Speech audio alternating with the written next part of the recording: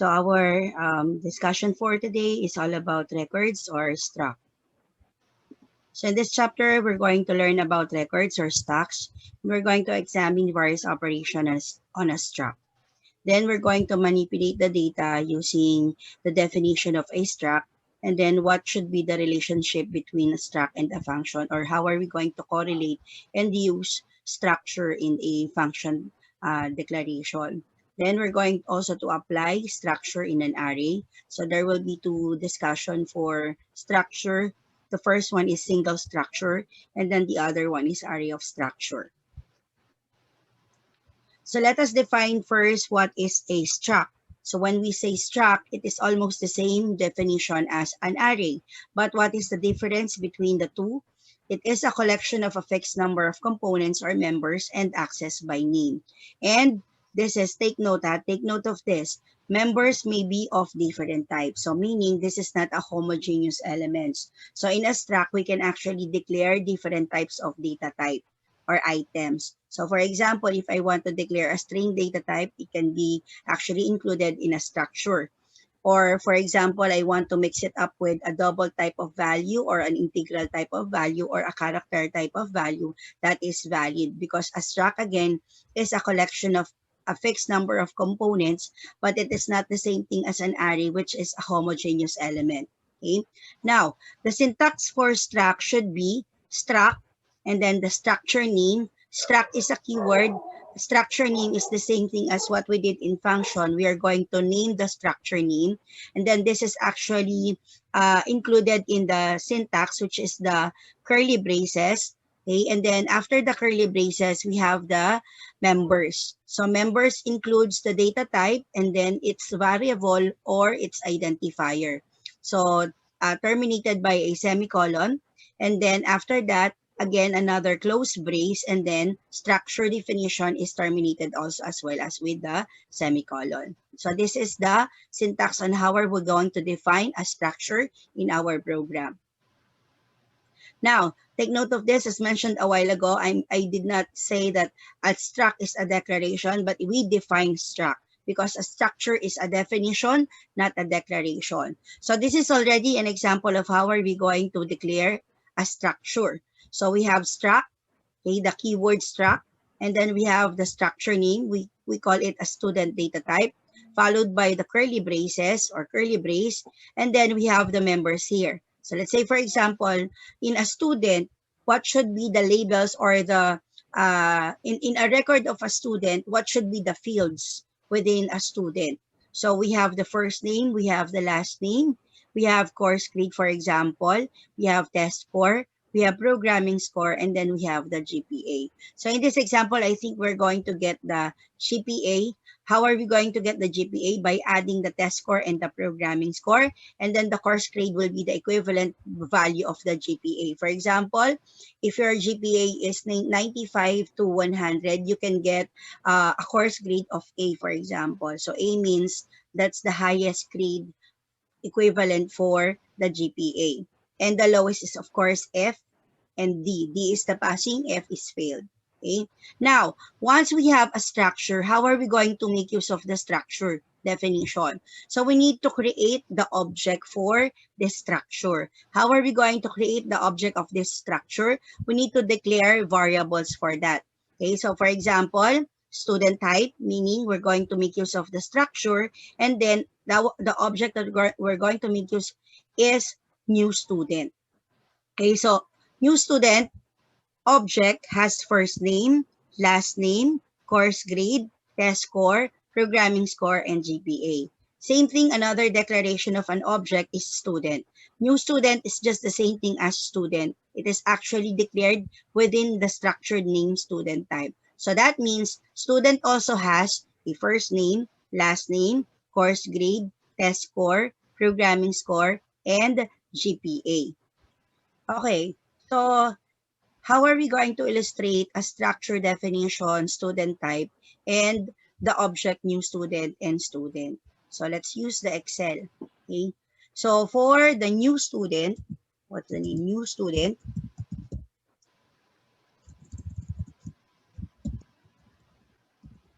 Okay.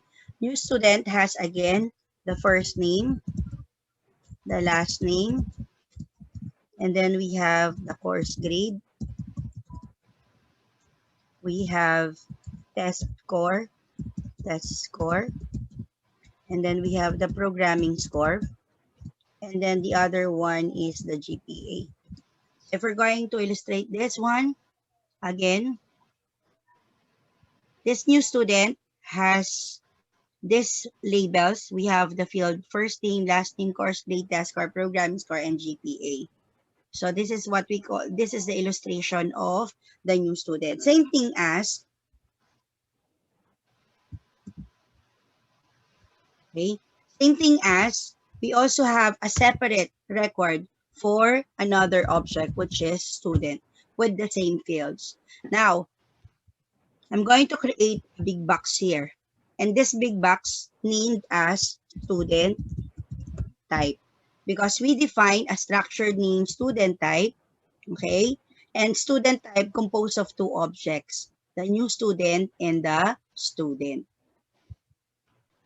So in the PowerPoint presentation, this is actually the illustration, which is the same thing as what we did earlier. So this illustration is just the same as this illustration, okay?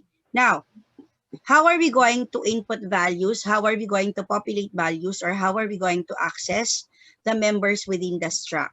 So to access the values or to populate the values within a struct or within a struct member, we need to use the structure variable name and then dot and then the member name.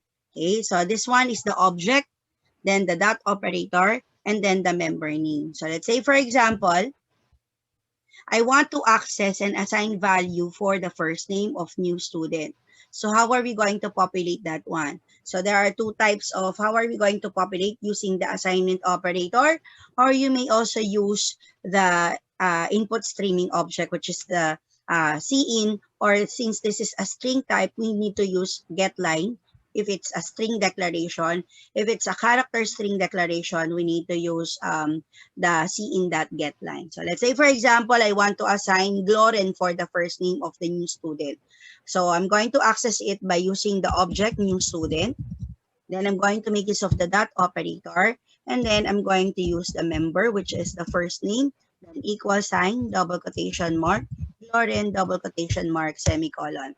Now, what about if I'm going to make use of the input streaming object of cin or getLine or cin.getLine? Since this is a string and I'm going to declare it as a string, for example, in the declaration we use string value, so I'm going to make use of getLine syntax, parentheses, and then cin, comma, and then again, I'm going to use new student dot first name,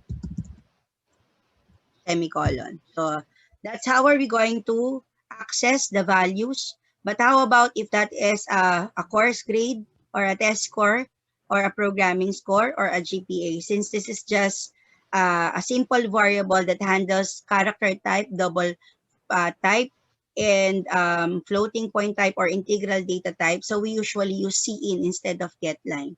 So same thing, if I'm going to access, for example, the test score and I want to assign value for test score, what will happen is I'm going to call again the object new student, and then I'm going to use the dot operator and then type test score equals, for example, 78 semicolon. Or if you want to ask the user or prompt the user to input the value, so I may use cin and then going to use new student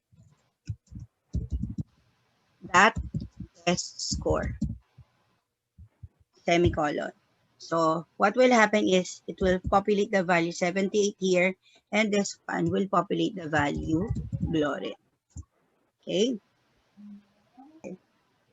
As mentioned a while ago, if we want to initialize the members of an object named new student, so we need to access it by using the object name and then the member's name within the structure definition and assign the value for it.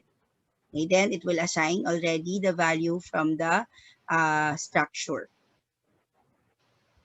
So as mentioned also a while ago, to access struct member, we can also use the cin, the getLine, parenthesis cin, and then the variable, or C in that get line for the character string. Now, this is an example on how are we going to process or perform values within the struct. So, for example, if we want to assign the value for the course grade, for example. So, again, we're going to make use of the object name and then the member of the structure. So, later on, we're going to have an example of that for the hands-on. So, take note that value of one struct variable can be assigned to another struct variable of the same type using an assignment statement. Okay, so in this case, we can actually perform aggregate operation when it comes to single structure.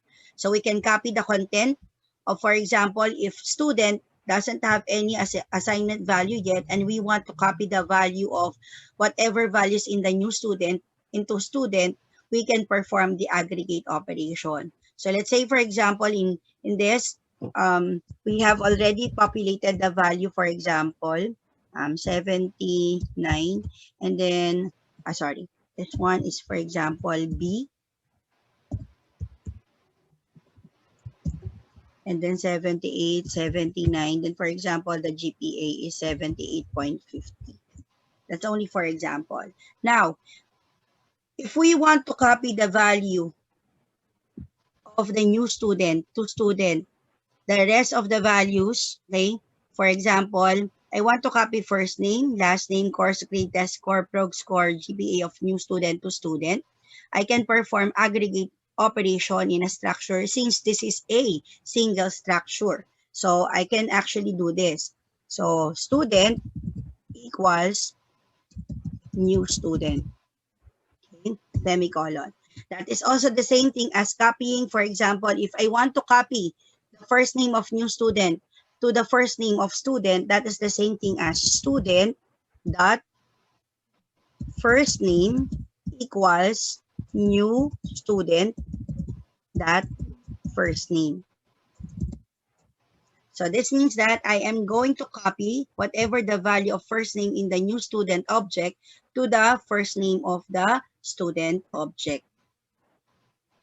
Okay, so for the assignment statement, again, if you want to copy, you can perform aggregate operation in a single structure only. Okay, so the equivalent of student equals new student are the following. Okay, student that first name equals new student that first name, student that last name equals new student that last name, until student that GPA equals new student that GPA. Nawali ako. Naririnig pa ako? Opo. Ayun, sorry nawala ako. Nakikita na ulit yung yung... Opo. Yes po. Okay. Sige.